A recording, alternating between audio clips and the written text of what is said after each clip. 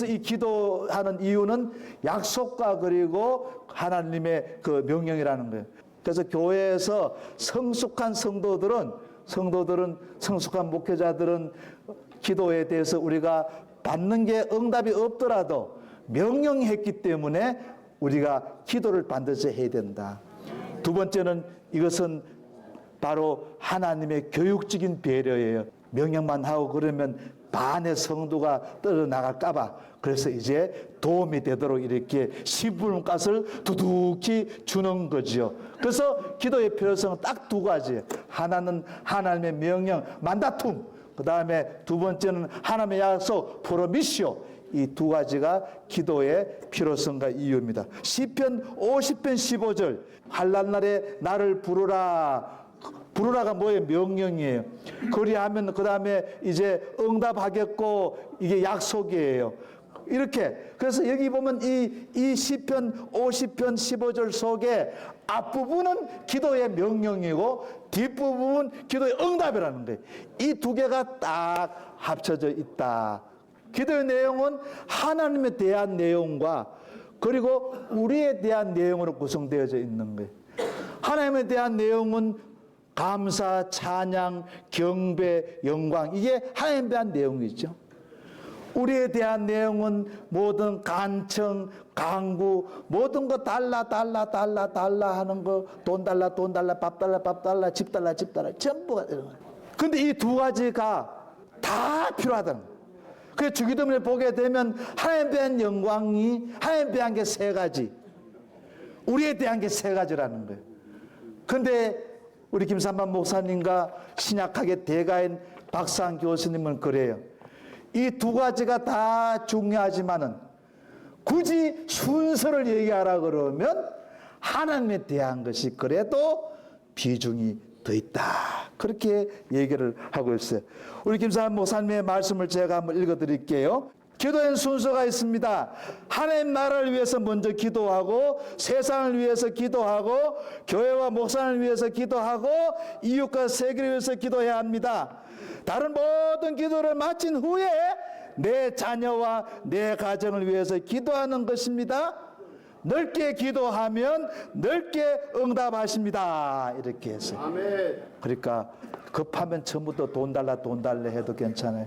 근데 그래도 여러분에도 양심이 조금 있다 그러면 하나님의 나라를 위해서 여러분이 저는 국내 목회자도 귀하지만 저는 먼저 기도한다 그러면 하나님 나라 그다음 일단은 국외 목회자들을 위해서 우리 국내 목회자를 위해서 마지막에 저를 위해서 기도를 해야 된다는 거죠. 다 기도를 하지만 그래서 이렇게 기도에는 이렇게 하나님에 대한 내용과 우리에 대한 내용이 있는데 다 중요한데 굳이 순서로 얘기한다 그러면 하나님에 대한 내용이 앞선다. 한 분은 제가 신학교 다니는데 어떤 분이 이래요. 제가 처음 예수를 믿은 가정이니까 저희 부모들이 핍박을 하고 그런 상황이니까 저는 돈 달라 하지 않으면 안 돼. 돈 달라 해야 학비를 마련하는. 우리가 원칙적으로는 하나님에 대한 영광이 앞서고 우리에 대한 기도가 뒤서지만은 급하면요 자기 발등에 불부터 끄지 마누라야 죽든지 살든지 아들들 안 그래요. 이게 우리 좀 솔직하잖아요. 너무 그러지 마세요. 기도는 하여튼 잘하든 못하든 일단은 하는 게 최고예요. 무조건 하게 해야 되는 거예요. 그냥 뭐 순수하게 따지다가 이게 맞는가 안 맞는가 하다 기도 기회를 다 놓쳐버릴 수가 있는 것입니다. 예. 그 다음에 하이라이트입니다. 하이라이트. 그러면 기도의 자세와 방법에 대해서 이제 하겠습니다. 기도의 자세와 방법에 대해서. 본질적인 기도의 자세가 뭐냐. 그게 바로 말씀 중심, 예수님 중심, 그 다음에 성령 중심, 성령 중심, 그 다음에 교회 중심인데 어떤 기도냐. 믿음의 기도가 중요합니다. 그래서 말씀 중심의 믿음의 기도, 예수님 중심의 믿음의 기도, 성령 중심의 믿음의 기도, 교회 중심의 믿음의 기도, 이것이 기도에서 그렇게 중요하다는 것입니다. 자, 그러면 한번 보세요. 이 중심이란 단어가 나오는데 이걸 제가 우리 김사님 목사님 보고 뺏긴 거예요. 김상현 목사님의 기도의 자세와 방법에서 특히 강조되는 것은 오직 only 솔라, 오직 주님 중심, 오직 예수님 중심, 오직 교회 중심, 오직 말씀 중심, 오직 성령 중심, 오직 하나님 중심으로 중심성, 이게 번역이 될지 모르겠네. 중심성, 예, 센터 중에서 센터의 중심성. 주사 바늘 끝이 얼마나 뾰족해요. 주사 바늘이 뾰족해야 깊이 들어가는 거예요. 바늘 끝이 뾰족해야 꼬맬 수 있는 거예요. 바늘 끝이 뭉뚱하다든지 송곳이 뭉뚱하다든지 주사 바늘이 뭉뚱하면 피부만 상하고 들어가지 않는 거예요. 기도의 자세가 뭐냐? 목숨을 거는 거예요. 기도하면서 밥 걱정하고 몸 걱정하고 벌써 이게 흩어지는 거예요. 기도의 중심성. 날카로운 송곳. 그래서 이걸 신학적으로는 이래요.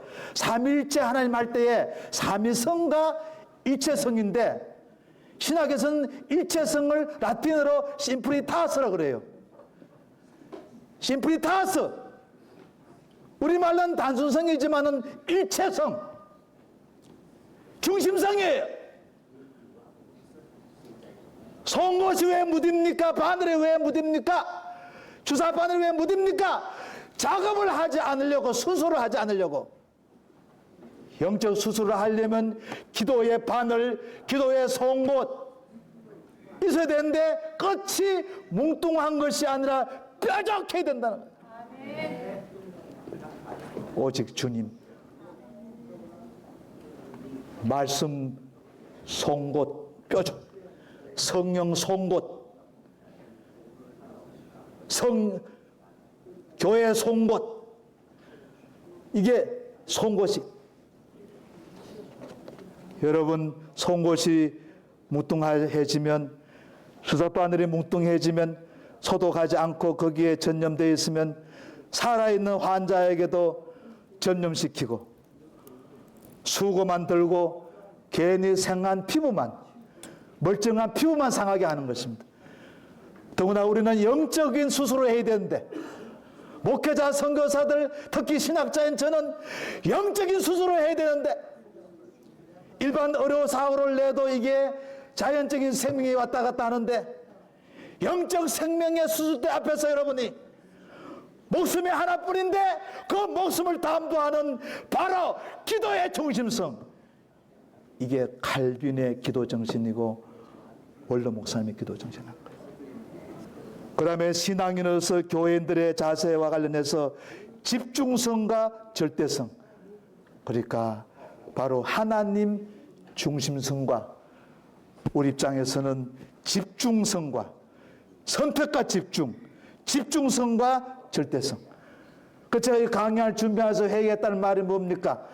89년대 목사 안수 받아놓고는 말씀에는 집중했지만은 성찬 세례는 집중했지만은 치리에 집중하다가 남 비판하고 했지만 내가 기도를 이걸 잊어버린 거예요.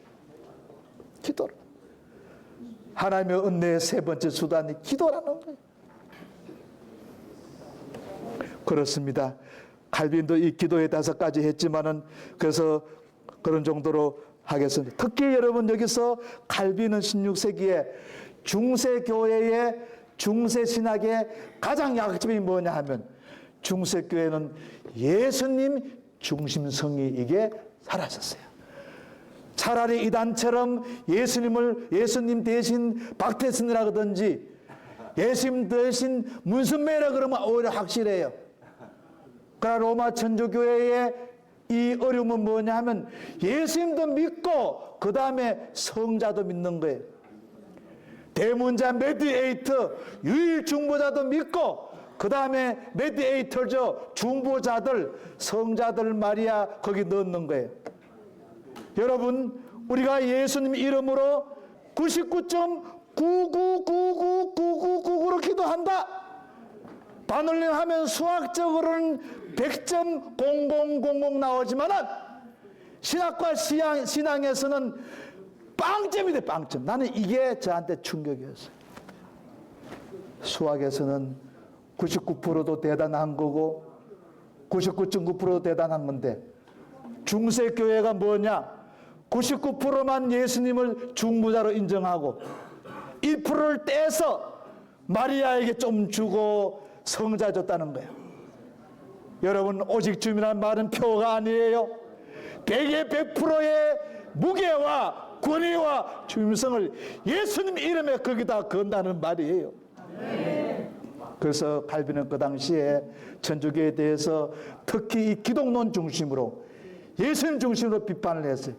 차라리 당신에도 이단처럼 예수를 안 믿으면 좋은데 예수님에게는 99%의 권위를 가하고 1%를 떼가지고 마리아에게 주고 성자들에게 주고 그걸 칼빈 목사님은 신랄하게 공격을 했던 것입니다. 여러분, 지금까지 목회에 영적 파워가 없었습니까? 예수님 이름을 부르지 않는 선교사가 누가 있고 예수님 이름 부르지 않는 교회가 어디 있고 예수님 이름 부르지 않는 신학자가 어디 있겠습니까? 그러나 99.9 가지고는 안 된다는 거예요. 100이 돼 100, 100의 100이 돼야 될 줄로 믿습니다.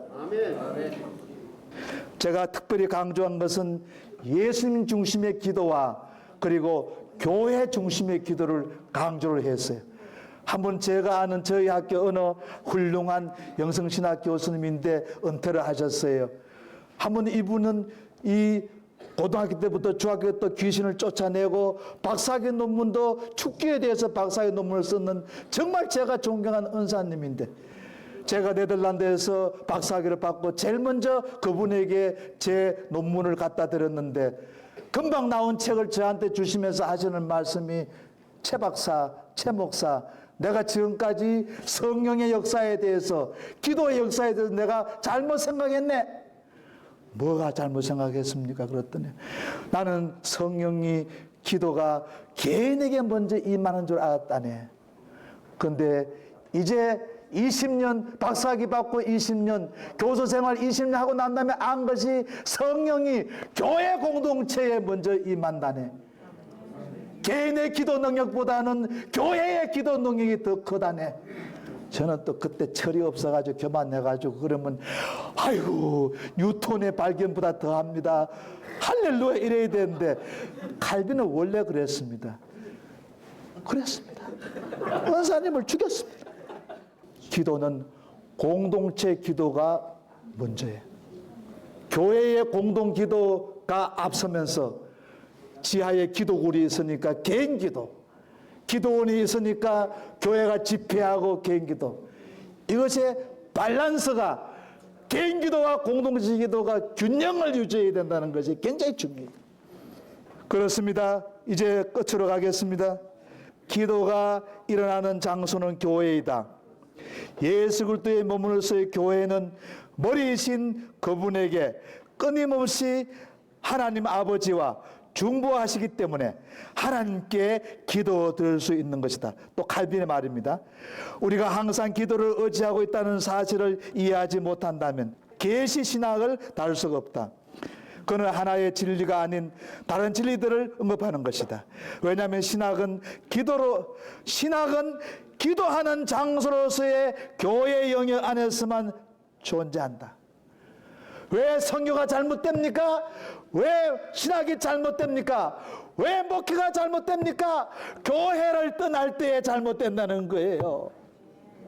그래서 칼바르트는 처음에 조신학책을 기독교 교의학이라고 썼다가 나중에 회개하고 교회 교의학이라고 철치 도그마틱스라고 썼어요. 여러분. 교회 중심이란 말은 우연한 말이 아니에요. 바르트의 말을 제가 인용하고 마치겠습니다. 칼바르트는 개인 기도는 모여있는 교회 공동체 기도와 반드시 연결되어야 된다.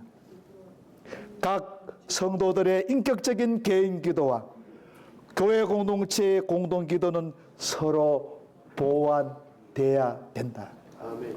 이제 마지막이 되겠습니다. 어제 우리 월 목사님도 마지막 결론으로 이렇게 했는데 저도 한 번만 더 하겠습니다. 비록 하나님은 어디서나 언제나 우리의 기도를 들으시지만은 우리의 연약함 때문에 교육적인 배려로 시간과 장소를 정하기를 원하십니다. 다시 말씀드립니다. 각 교회 사정과 나라마다 문화가 다 다르지만은 하나님은 24시간 주무시지도 사라지지도 않아 하시는 분이지만은 왜 꼭 주일날 예배 드려야 되고 왜 우리가 모임의 장소를 정해야 되는가? 이것은 바로 우리의 연약함 때문에 교육적인 배려로 반드시 기도의 장소와 시간을 정할 필요가 있다라고 칼빈 목사님이 권면을 했습니다. 십자가를 앞두신 예수님의 겟세마네 기도라든지 바울 사도의 육체의 가시의 제거를 위한 기도를 봤을 때 그러면 기왕 예수님의 기도가 응답 안 돼서 십자가를 지셨고 바울 사도의 그 질병이 응답이 안 돼가지고 결국은 가시 그 병을 계속 가지고 있었는데 그러면 말라고 기도하느냐 해가지고 이런 문제 때문에 기도를 힘 빠지게 하거나 기도를 소극적할 수 있어요. 그러나 우리는 뭐냐면 우리가 기도를 하다가 보면 결국은 이제 하나님의 뜻이 분별됨을 말미암아서 예수님이 개인적으로는 육신적으로는 십자가 지는 것이 고통스럽지만은 세계 인류의 구원을 위해서 죽는 것이 아버지 뜻을 하고 순종하거든요. 바울도 마찬가지지요. 너가 약할 때에 강하니라 하나님의 뜻을 알아서. 그래서 바로 이렇게 객관적으로는 응답되지 않는 기도지만은 하나님의 뜻을 발견하는 순간 바로 객관적으로 응답되지 않는 기도도 응답된 기도로 우리가 간주를 해야 된다는 겁니다. 마지막이 되겠습니다. 마지막이. 그래서 여러분 이 기도라는 것은 뭐냐면 두 축이에요.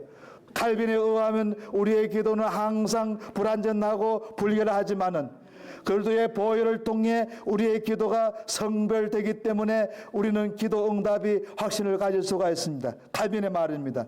그래서 그러므로 위에서 말한 바와 같이 우리의 기도는 항상 불결한 것이지만은 그리스도께서 그 기도에 보혈을 뿌려 저하신다. 3번이나 나와요. 3번에 나온다는 거예요. 그래서 여러분 우리 기도는 담대해야 돼요. 담대해야 돼. 담대해야 돼. 아무 따나 담대하면 안 되지만은 예수님의 보혈이 내가 잘못 드린 기도도 이걸 정결케 한다는 거야. 기도는 담대해야 돼요. 그 다음에 기도는 뭐냐 하면 동화 쪽으로 나와버리는 거예요. 순복하는 거예요. 아이고 주님 뜻대로 하옵소서. 이거 왔다 갔다 해야 돼요. 한 번은 예수님 이거 안 됩니다. 담대하게. 때로는 예수님처럼 바울처럼 내가 죽겠습니다. 십자가 지겠습니다. 나 이제 아시 고쳐주지 마세요.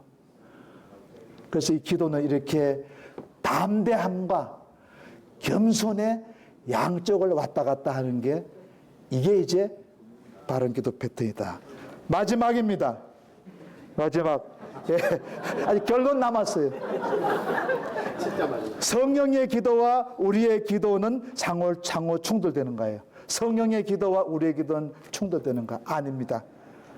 성령께서 우리의 기도를 위해서 기도해 주시고 우리의 기도가 올바른 기도가 되도록 성령이 지도하십니다.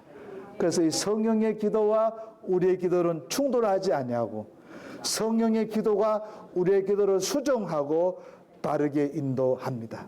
어떤 분은 오해를 해요. 성령이 중부기도 한다 그러니까 자기는 낮잠 자고 있어요. 반대로 또 이렇게 성령 기도를 모르는 사람은 자기 혼자 기도를 열심히 하다가 시험 들면 그만둬 버리는데 성령의 기도와 성도와 교회의 기도는 충돌하지 아니하고 상호 보완적. 이거 굉장히 중요한 신학적인 마인드입니다. 개인 기도와 공동체 기도가 상호 보완적이듯이 성령의 기도와 그리고 성도의 기도가 상호 보완적입니다. 이제는 진짜 마지막입니다. 금식기도. 금식기도는 때로는 개인이나 교회 공동체 유익을 위해서 필요하다는 거예요. 저도 금식을 많이 한 사람 중에 하나인데 금식기도가 필요해요. 어떤 분들은 그래요. 요새 무슨 금식기도냐, 그거 금욕주의나 하는 거다. 천만의 말씀. 여러분 이 금식기도에서 조금 설명하고 마치겠습니다. 여러분 금식을 한다는 것은요, 한 끼 밥을 굶는 게 아니에요. 창조주 하나님은 우리 생명을 만드시고 창조주 하나님은 우리 생명이 보존되는 것을 원하시는 분인데 창조론, 신론에 모순될 법한 일이 두 가지 허락됐어요. 다시 말씀드립니다. 하나님은 우리를 창조하셔서 생명을 주시고 밥새끼 먹임으로써 생명을 연장하시는 것이 창조주의 뜻이고 신론의 목적인데 창조주 하나님이 모순되는 듯한 것을 두 가지를 허락했어요. 첫 번째가 순교예요. 순교예요. 저는 그 예수님한테 가서 여쭤보려고 그래요. 순교를 허락하셨다는 것은 창조주 하나님에게 모순될 수 있는 거예요. 여러분, 순교 장난 아니에요. 순교라는 것은 거의 창조주 하나님은 번성하고 번성해서 생명이 연장되는 것이 창조주 하나님의 목적인데 여러분 얼마나 선교가 급하면 얼마나 교회 성장이 급하면 얼마나 예수 보혈이 중요하면 선교사의 피를 통해서 자연적인 생명을 감내하더라도 여러분의 순교를 창조주 하나님이 허락합니까? 순교는 장난이 아니에요. 그래서 신학에서는 사도신경 1조항을 더 벌써 또 아티클 제1조항이라 그래요. 그 외에도 우리 주 예수 더 세컨드 아티클이라 그래요. 성령을 믿사오니 더 서드 아키드 성령. 순교라는 더 퍼스트 아티클 제1조항과 충돌되는 듯한 것을 하나님이 허락한 거예요. 교회가 얼마나 소중하며 복음이 얼마나 소중하며 예수 보혈이 얼마나 소중하기에 창조주 하나님과 충돌되는 것을 허락한 것이 이게 바로 순교예요. 두 번째가 오늘 이 금식기도. 여러분, 금식 한 끼는 농담이 아닙니다.